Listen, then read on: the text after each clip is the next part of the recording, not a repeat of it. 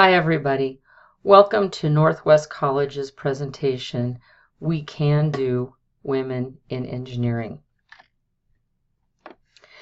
Working together to improve equity, access, and diversity, our team at Northwest College consisted of Bob Townsend, our coordinator and Perkins director, who is also an assistant professor of drafting technology, Mike Atkins from the Advising Center, who is responsible for a great deal of the data and data reduction that has been done for this presentation, Dean Bruce, who is our Dean of Outreach, Marnie Crawford, our Director of Nursing and Chair of Life and Health Science, who largely assembled this presentation, me, Astrid Northrup, I'm the Associate Professor of Engineering and the Chair of the Physical Science Division, Lisa Smith, our institutional researcher, who put together a great deal of the structure of this presentation and the work that we've done so far, and Jen Litterer-Trevino, who's an instructor of photography.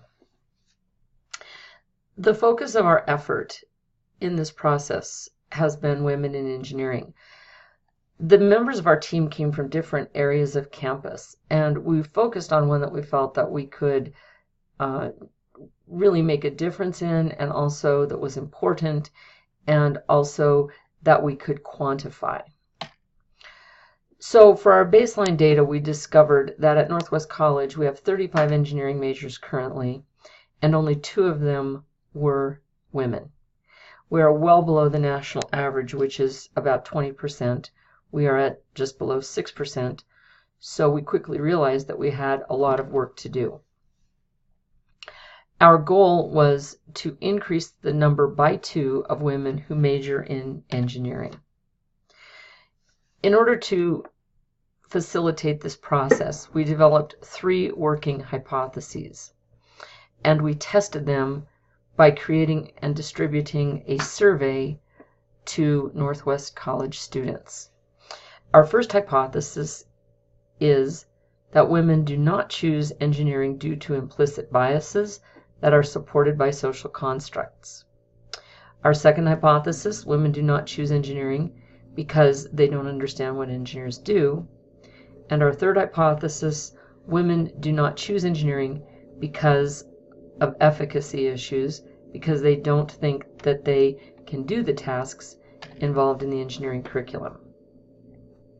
So our test and results on these hypotheses from the survey questions, the first hypothesis was tested using the questions associated with how strongly women and men associate women and men with these different occupations. And our results indicate that women had similarly gendered opinions about masculine and feminine occupations, and that women were more likely to see nursing and elementary education as feminine majors and pursuits. Our second hypothesis was tested by a number of survey questions involving the presumed work environment of engineers. And for this composite of questions, there was no significant difference in responses based on gender. Our third hypothesis was the question of efficacy. How successful do you think you would be in these different occupations or pursuits? And we isolated science, engineering, math, spatial skills, problem solving as what we perceive to be skills associated with engineering, whereas English, nursing, elementary education, and vet assistant were more associated with non-engineering professions. Our results were that males thought they would be more successful than females in engineering, math, learning to take things apart, and spatial reasoning, whereas females thought they would succeed significantly more than males in elementary education and vet assistant. We asked about their grades and in math, science, and English, and there were no significant difference between the grades that men had achieved and that women had achieved. So our strategy, we started this project by focusing on retention, But as I mentioned earlier, we realized that retention was not enough because we just don't have enough women coming into the pipeline. So our process is to spread the message that women make good engineers, that they're good engineering students, and their efficacy is better than they expect it to be. I have prepared a presentation called "I'm Not Good at Math," she says, which presents data of the relative success and ability of women who enter the field of engineering. I've presented this a few times to community members, most recently at a presentation that I made at the public library in Cody. And although we've received positive feedback, we'd like to continue this process and get some systematic data, even if it's in the form of surveys or a raise of hands, how people feel about this, what sort of impressions do they have, did this change their opinions? Because right now we don't really have any systematic feedback, although the overall feedback is positive. We don't really have a way to quantify that. So our implementation plan, our first task is to continue to present to community members on women in STEM or engineering, and I will take responsibility for that. We'll do that at least once a semester and form some sort of a survey that will quantify some systematic data in terms of feedback.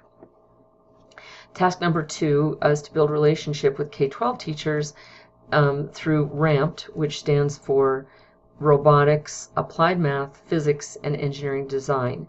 This is a program that's going to be held in Laramie this summer, and I've been given the opportunity to work with the instructors of this program, and I hope to present some modules on spatial reasoning that have been developed by Cheryl Sorby. So the first week of RAMPed is toward the end of June, and between now and then I'll be researching how to present modules so that hopefully we can leverage our time by presenting this material to K-12 science and math teachers who can then present this to their students, and hopefully we'll develop a pipeline of both girls and boys who have a stronger sense of their own ability in spatial reasoning, plus robotics, applied math, physics, and engineering design.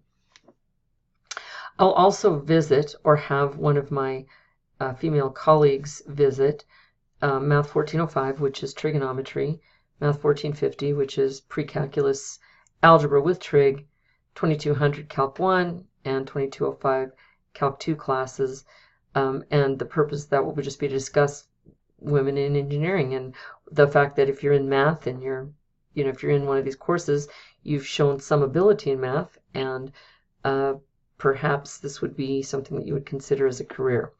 Also, I'll indict Megan at this point, Megan Pollock, when we visited with her on Friday.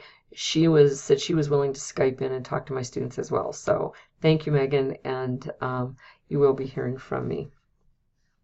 The fourth task is to mentor female engineering students. Once again, this is mine. What I'd like to do is, when the school begins, just in the first 4 weeks, before things really get running, to make sure to make contact, to reach out and just to make a personal contact with all female engineering students, all females who have declared engineering as major, let them know where my office is, that I can help them, that if they have any concerns or questions, that I hope that they will contact me.